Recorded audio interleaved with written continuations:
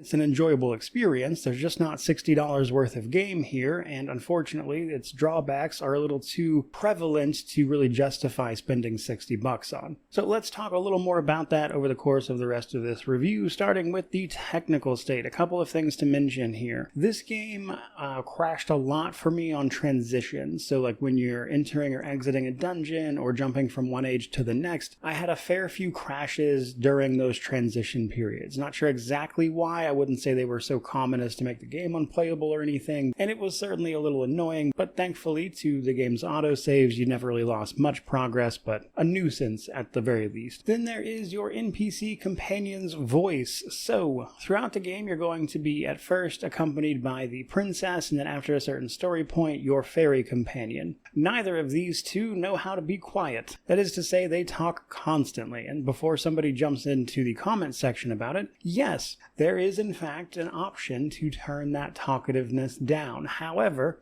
it doesn't seem to work. Or if it does work, it makes almost no difference at all because they still yap incessantly, often to the tune of just spoiling puzzles the moment you arrive at them, stating the obvious, and just otherwise, constantly talking. And it's definitely to the game's detriment